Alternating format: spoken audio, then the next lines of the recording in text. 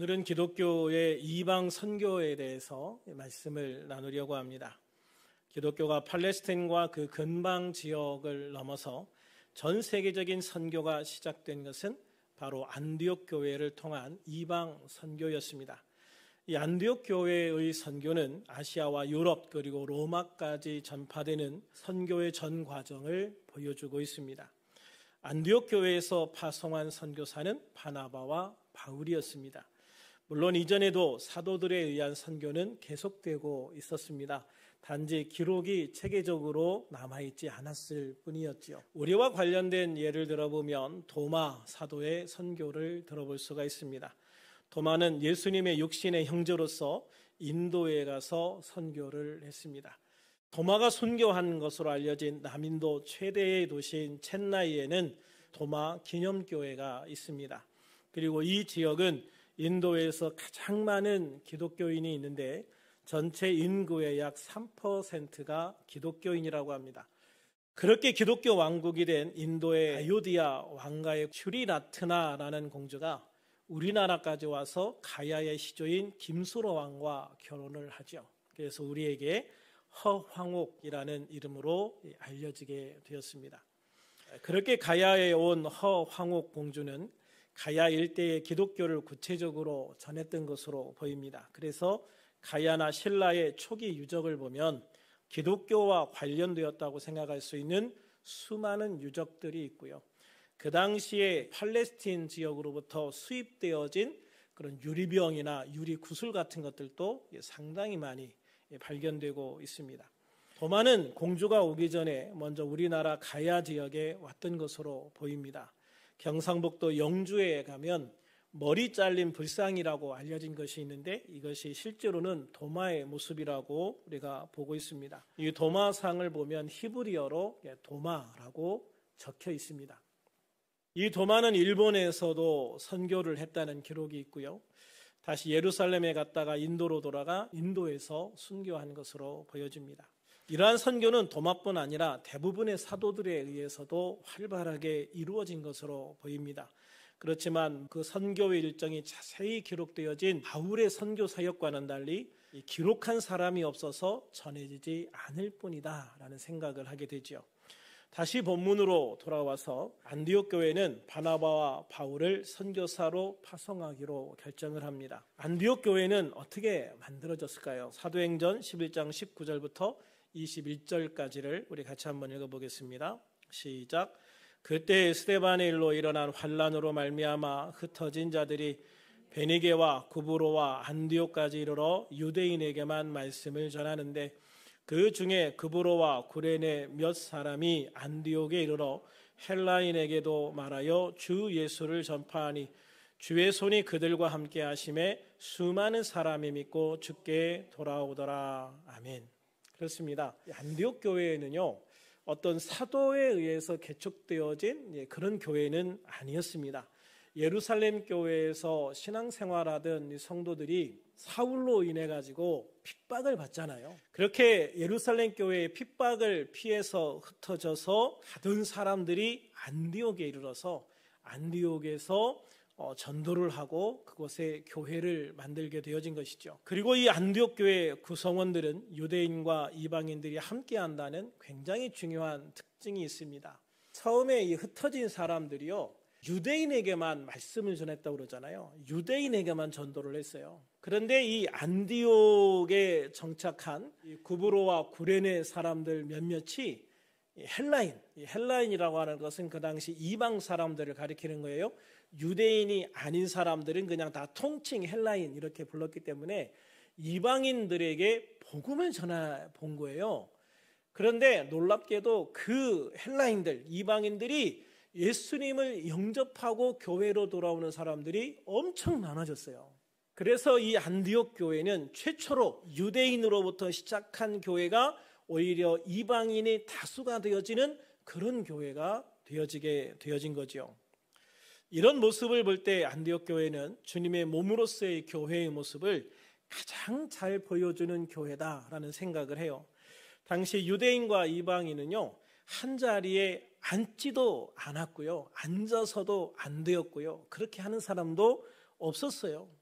그런데 어떻게 보면 그런 사회적인 상황에서 한 교회에서 함께 예배를 드렸다, 한 교회 안에서 갈등 없이 그 교회를 성장시켜 나갔다, 이거는요 정말 굉장히 충격적인 사실이었던 거예요. 그 당시로서는.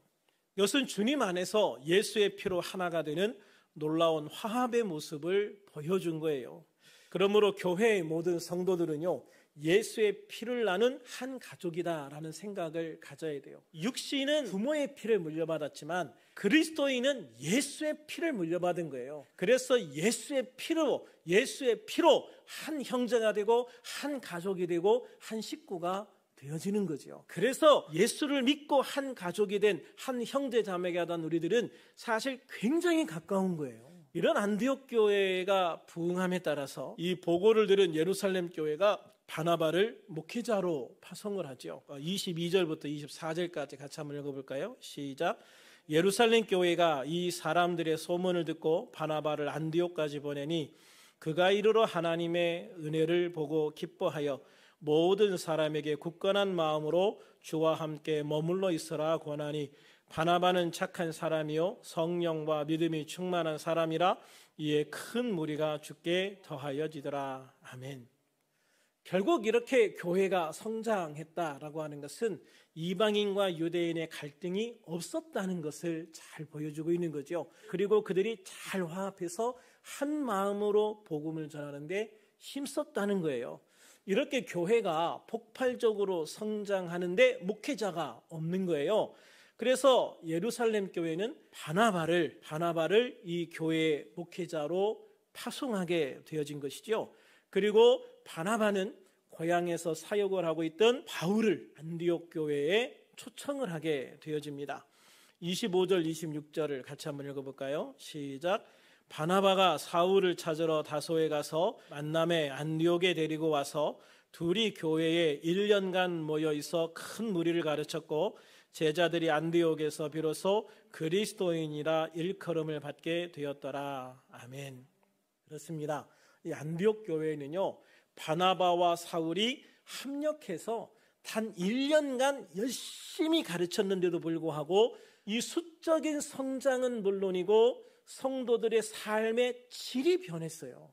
여기에 있는 사람들이 진짜 말씀으로 변화되어진 놀라운 모습을 보여주고 있는 거예요.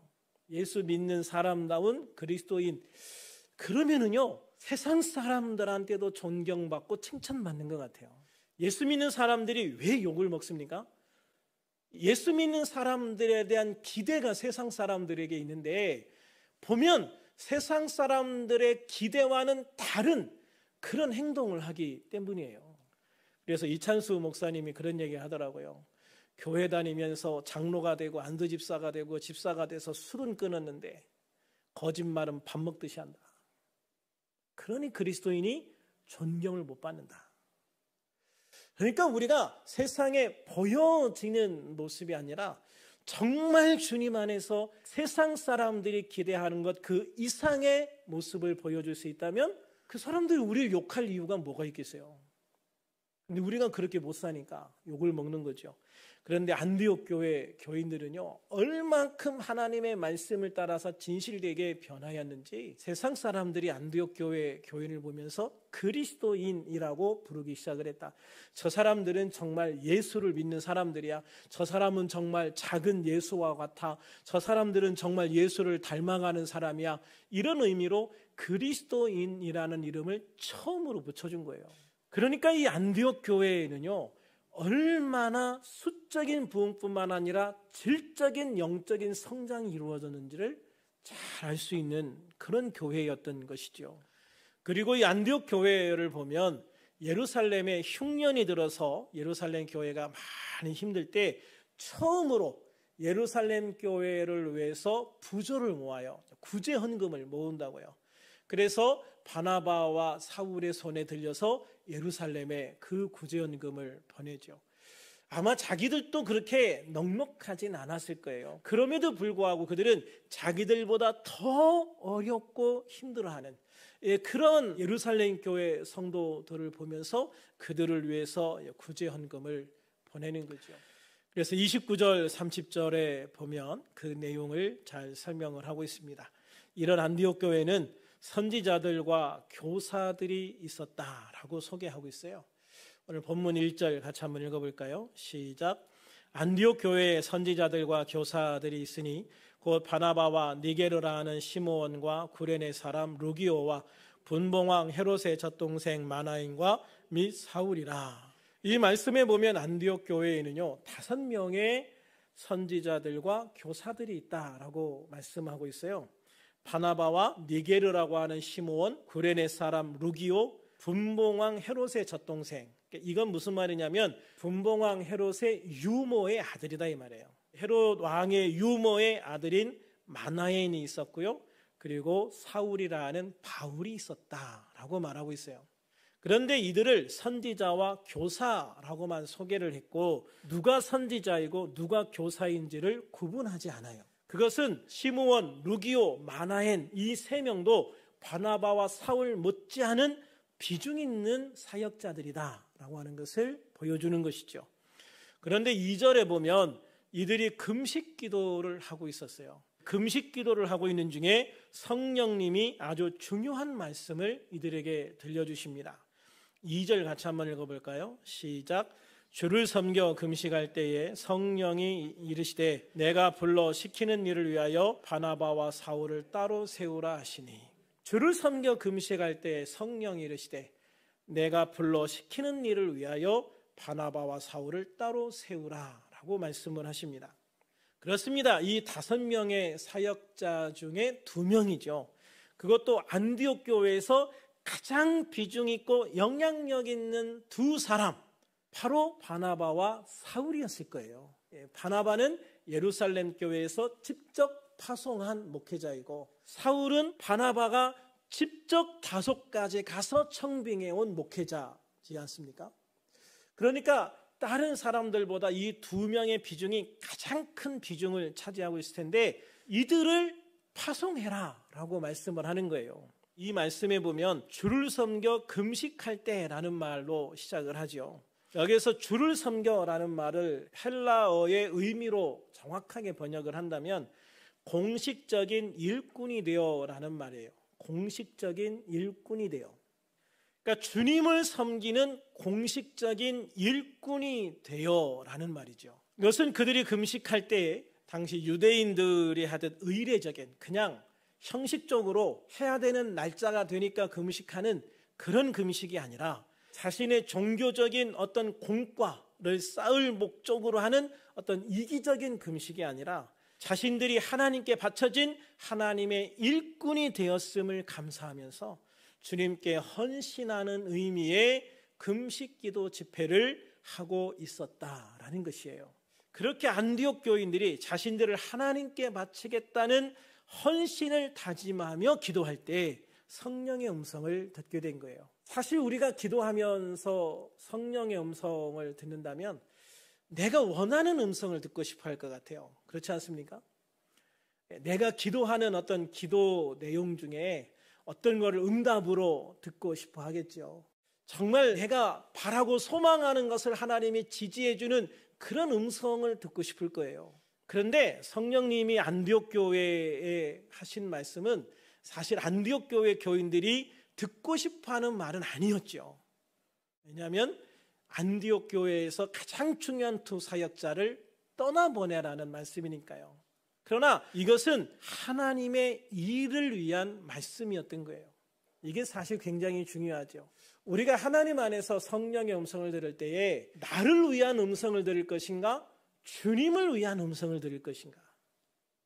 물론 나를 위한 음성을 들으면 좋겠죠. 그러나 주님께서 나를 위한 음성을 들려주셨다면 그것이 주님의 일에도 유익하기 때문일 겁니다. 그런데 우리가 때로는 내가 원하지 않는 방향의 음성을 들을 때가 있어요. 그래서 나는 원하지 않지만 하나님이 원하시는 그 일을 했을 때 하나님께 유익한 음성을 들을 때가 있다고요. 그럴 때 여러분은 어떻게 하시겠습니까? 갈등이 생기실까요? 생기는 게 정상일 것 같아요. 저라고 갈등 안 생길 것 같습니까? 저도 갈등 생길 것 같아요. 내가 원하는 건 이건데 주님께서 내가 원하는 것과 전혀 다른 것을 말씀하신다? 주님, 이건 아니지 않습니까, 주님? 이런 말씀을 저는 충분히 할 수도 있다고 생각을 해요. 그런데 그것이 하나님이 유익하신 말씀이기 때문에, 그것이 하나님을 위한 말씀이기 때문에 안디옥 교회는 순종하는 것을 선택을 하신 것이죠. 바나바와 사울을 따로 세워 선교사로 파송하라는 말씀은 안디옥 교회가 이방 선교의 전진 기지가 되게 하겠다라는 말씀인 거예요. 이 말씀은 사실 안디옥 교회가 굉장히 하나님 앞에 인정받았다라고 하는 것을 보여주시는 말씀이기도 하거든요. 하나님은 하나님의 사명을 감당하기 위해서 아무에게나 우연히 말씀하시지 않아요. 안디옥 교회가 그만큼 주님의 음성에 순종할 수 있는 교회가 되었다. 순종할 수 있는 준비가 되어져 있다. 바나바와 바울도 하나님의 어떤 음성에도 순종할 수 있는 사람들이다. 이렇게 인정하셨기 때문에 하나님께서 이런 말씀을 주신 줄로 믿습니다. 그렇기 때문에 우리들도 주님께서 어떤 말씀을 주시든 순종할 수 있는 준비가 되어 있어야 돼요. 우리들이 회복을 넘어 부흥으로 갈 수 있는 길이 여기에 있기 때문입니다. 성령님은 안디옥 교회에 말씀하시면서 내가 시키는 일을 위하여 바나바와 사울을 따로 세우라 라고 말씀하신 이유가 여기 있는 거예요. 바나바와 바울을 선교사로 따로 세워 그들을 파송하라 라고 하는 말씀은 그거는 교회 일도 아니고 바나바와 사울을 위한 개인적인 일도 아니고 이건 내 일이야, 이건 하나님의 일이야 라고 말씀을 하시는 거죠. 그러므로 우리가 선교의 일에 힘쓰는 것은요, 하나님의 일에 힘쓰는 것인 줄로 믿습니다. 우리들 교회가 어찌되었든 태국에 2개의 교회를 건축을 했어요. 이 태국의 오돈타니 주라고 해서 미얀마와 이제 가장 가까운 쪽에 있는 그런 지역입니다. 그런 쪽에 이제 2개의 교회를 어쨌든 건축을 했는데, 감사하게도 이 2개의 교회가 교회를 건축하는 과정에서 많이 부흥했다는 소식이 들려오고, 또 이 교회가 잘 성장하고 있다는 소식이 들려와요. 참 너무 감사해요. 우리가 이 2개의 교회를 선교지에 건축했다고 하는 것은 정말 주님이 기뻐하시는 일이 아니겠습니까? 선교의 일은 바로 하나님의 일이기 때문이죠. 그렇기 때문에 우리 교회가 이 2교회를 위해서 꾸준히 기도로 후원하고, 또 기회가 되면 물질로도 후원할 수 있기를 소망합니다. 또한 우리가 선교하는 모든 선교사님들과 선교 사역지를 위해서, 그래서 우리가 매일마다 기도하고 후원하는 교회가 되어지기를 소망합니다. 또한 가깝게는 우리가 있는 곳에서 복음을 전하는 일에 힘써야 합니다. 외국에 선교하는 것 못지않게 지금 내가 있는 곳에서 전도하는 것도 가장 중요한 하나님의 일 중에 하나이기 때문입니다. 그리고 중요한 것은 하나님의 음성에 순종하는 것이죠. 하나님의 음성에 순종하는 것. 사실 안디옥 교회 입장에서 하나님 우리 교회가 이렇게 빠르게 성장할 수 있었고 사람들에게 그리스도인으로 불리게 된 것은 바나바와 사울이 목회자로 있었기 때문입니다. 그러니 이 2분 빼고 다른 3명 중에 파송하면 안 될까요? 저는 이렇게 기도할 수 있었다고 생각을 해요. 그러나 안디옥 교회는 그렇게 하지 않았죠. 3절 같이 한번 읽어볼까요? 시작. 이에 금식하며 기도하고 2 사람에게 안수하여 보내니라. 그렇습니다. 단 한마디도 불평하지 않고 바로 순종합니다. 안디옥 교회도 바나바와 사울도 주님의 음성에 바로 순종합니다. 즉시 순종합니다. 안디옥 교회는요, 이 바나바와 사울 이 2 목회자를 위해서 금식하며 다시 집회를 엽니다. 다시 금식 집회를 열고 이들을 선교사로서 안수하여 파송하는 의식까지 일사천리로 진행을 합니다. 그리고 그들의 선교 사역에 있어서 평생 동역자로 후원하고 섬기는 것이죠. 바나바와 바울이 헤어진 이후에는 주로 이제 바울의 선교 사역만 기록이 되었지만 아마 또 다른 바나바의 선교 사역에 있어서도 굉장히 아름다운 열매들이 많이 맺혔을 거예요. 그리고 이 안디옥 교회는 그 바나바도 끝까지 후원을 했을 겁니다. 이런 안디옥 교회의 모습을 보면서 참 멋있다, 진짜 아름다운 교회다 라는 생각을 하게 되어집니다. 우리들 교회도 그리고 우리들에게도 이런 순종의 모습이 있기를 주님의 이름으로 축원합니다. 안디옥 교회와 같은 순종이 새로운 하나님의 역사를 만들어가기 때문이죠. 물론 치유에 있어서도 순종은 절대적입니다. 믿음으로 순종하는 것, 사실 이것이 우리 전부죠. 기독교인의 전부예요. 그렇게 오늘 기도할 때 주님께 쓰임받을 수 있는 성도가 되어질 수 있기를 위해서 우리가 함께 기도하기를 원합니다. 그리고 주님이 말씀하실 때 순종하실 수 있는 성도가 될 수 있기를 위해서 기도하고, 주님의 말씀에 순종함으로 회복을 넘어 부흥으로 갈 수 있는 우리들 교회가 될 수 있기를 위해서 기도해 주시기를 바랍니다.